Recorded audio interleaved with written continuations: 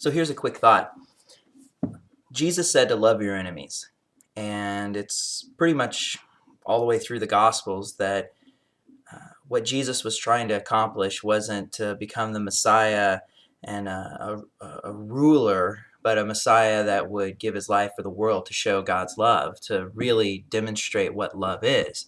If you want to see God, you look at Jesus. I mean, that's really, what it comes down to. If you want to see how God is, if you want to see how God thinks, if you want to see the type of really personality God has, you see Jesus. And Jesus was always about love, about healing, about blessing, about taking care of people.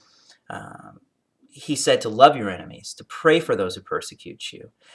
And this is God's heart, that it's not about taking out people that might take you out in the future, or what somebody might possibly do. Let's kill them and get rid of them just in case. No, God says to love them. Now, a good example of this, and this is what I was really wanting to talk about here for a couple minutes, is the story of Hagar. Now, if you've ever read the book of Genesis, there's a man named Abraham who makes a covenant with God. He has a covenant. God promises him that through him, the whole world would be blessed. Basically that, through his lineage, Jesus would come. And at this point, Abraham and his wife, they called him Abram at that time, and his wife Sarai, they didn't have any kids. They were barren and they were old. And God came to him and said, if you obey this covenant, you follow this covenant, you follow me, you leave your father's household, you get out of this city, you come out to this land that I've called you to, and you listen to what I tell you to do, I'm going to bless you. I'm going to give you a kid. So years go by, and eventually Sarah, or Sarai, as they called her Sarai back then, basically says, well, I'm not having a kid yet, and I'm getting old. Why don't you take my handmaiden, or my maid, Hagar, and you can produce a kid through her. Now, I understand people were kind of weird back then, some crazy ideas. But the point of it is that, Abram was believing that he was going to have a son, but instead of waiting for God's way to do it, which was going to be through Sarai, he decides, oh, okay, let's see what I can do on my own. So gets together with Hagar, has a son, and the son's name's Ishmael. Well, obviously, as time goes by, Sarai gets jealous because she doesn't have a kid and Hagar did, and Abraham loves this kid. I mean, it's his son. But God says, no, this is not the way I meant to do this. And I love how later on in the book of Galatians, Paul goes into the difference between the child of faith compared to the child of works. That people, if you've seen any of the teachings on Galatians we've done, is that it's not about works, it's about faith. And it's the difference between Sarai and Hagar. So Ishmael was a product of what Abraham could do on his own. And it was basically going against God's covenant. And honestly, when you get right down to it, it was committing adultery. Now, obviously, the law hadn't been given yet, so technically Abram wasn't breaking any laws, but the law of God is universal, and the fact that he was sleeping with somebody who wasn't his wife is definitely not God's will. And that's the thing. I mean, sin isn't about breaking the law. Sin is about going against God's will. It's about doing something that God didn't tell you to do, and ultimately doing something in your own flesh and doing something out of your own works.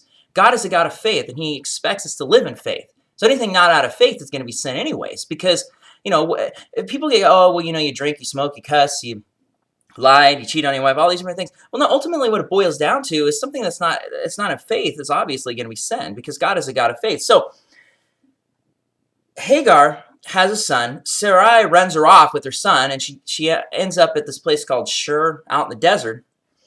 And what does God do? Now, even though Ishmael, and I want you to think about Ishmael for a second. Who is Ishmael? Ishmael actually is the father of Muslim religion. I mean, Muslims trace their lineage through Ishmael. They see that Ishmael was the promised child.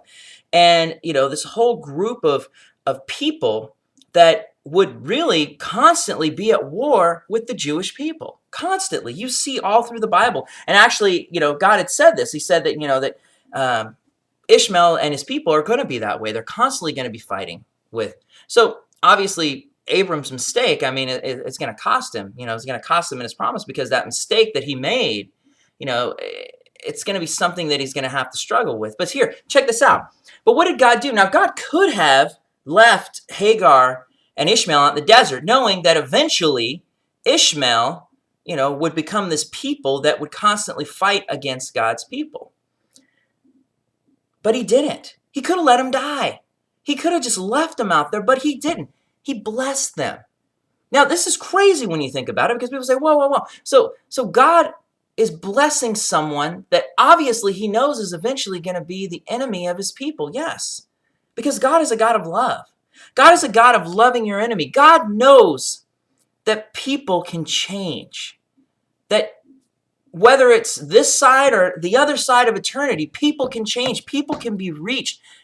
People's hearts can be changed. Everyone deserves the right to live. Everyone deserves a chance. Everyone. Jesus said this. He said, that he goes after the lost sheep. He rejoices more over the one that came back than the 99 that are already there. God is a God of bringing people back to him. God is a God of love, of forgiveness, and of faith. And you see this in this story, that God had a covenant with Abraham. And this covenant was so powerful and so strong, and this love for Abraham was so powerful that he would even allow this man, Ishmael, to live and not leave him out in the desert. And you see this in Genesis chapter 16, where God, through this angel, says, I will greatly multiply your descendants, that there'll be too many to count. And you see this, he says, I'm gonna bless you. I'm gonna take care of them. God took care of his enemies. Now I want you to think about this. What are you doing to take care of yours? What are you doing to pray for yours? We say we want to be like Jesus. We say that we want to live like God in this world. Well, there you go. Here's a great opportunity to find somebody that that doesn't like you and pray for them. Find somebody that is the exact opposite than you. That somebody who might not believe the way that you do. Find somebody and bless them and take care of them and pray for them. And guess what? You get to be like God then today.